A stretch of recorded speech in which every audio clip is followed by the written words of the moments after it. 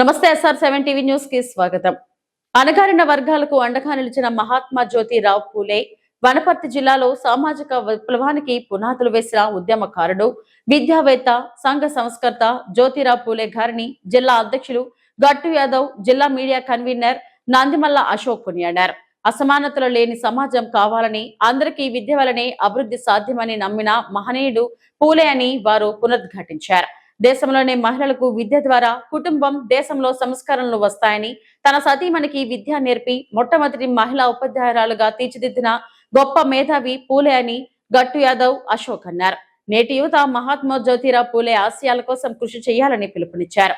మహాత్మా జ్యోతిరావు పూలే నివాళులు అర్పించిన వారిలో కౌన్సిలర్ శ్రీఖర్ గౌడ్ గంధం, పరంజ్యోతి, గులాం ఖాదర్ ఖాన్, నాగన్న యాదవ్, నీలాస్వామి తదితరులు పాల్గొన్నారు. SR7 టీవీ రిపోర్టర్ వనపర్తి జిల్లా ఇన్ఛార్జ్ KP రెడ్డి.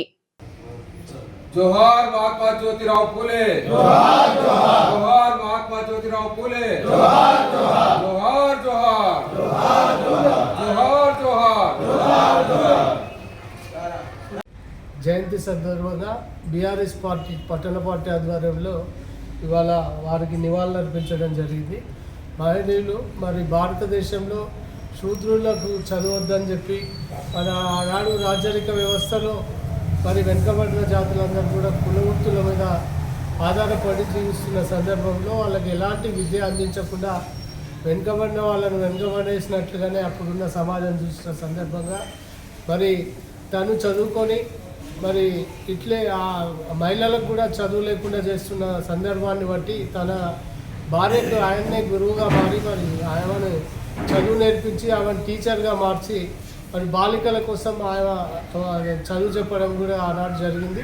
మరి వారి స్ఫూర్తిదాయకంగా వాళ్ళు ఆనాడు చేసినటువంటి ఆ నాటిన మొక్క ద్వారానే ఇవాళ సమాజంలో మొత్తం కూడా మరి సామాజిక వర్గాలందరూ కూడా విద్యా వ్యవస్థకు చాలా దగ్గరైన సందర్భాన్ని మరొకసారి గుర్తు చేసుకుంటూ వారి జన్మదినం మరి వెనుకబడిన తరగతుల అందరికీ కూడా వాళ్ళకు ఆయనను స్ఫూర్తిగా తీసుకొని అందరికీ కూడా విద్యాదానం అందించాలి. మరి ఈరోజు మహిళలందరూ కూడా సమాజంలో మరి సగానికి వాళ్ళ శాతాన్ని పెంచుకొని మరి రాజకీయ వ్యవస్థలో కూడా 33%ని వాళ్ళు పుణికిపుచ్చుకొని మరి వాళ్ళు సాధించి రేపు చట్టసభల్లో కూడా మహిళా శక్తి పెరగబోతుంది కనుక మరొకసారి పూలే గారిని మహిళలందరూ కూడా గుర్తు చేసుకోవాల్సిన అవసరం ఉందని ఈ సందర్భంగా తెలియజేస్తూ మరి వారి జన్మదిన సందర్భంగా బీఆర్ఎస్ పార్టీ నాయకులందరూ కూడా పాల్గొని ఈ కార్యక్రమం విజయవంతం చేసినందుకు వారందరూ కూడా ధన్యవాదాలు.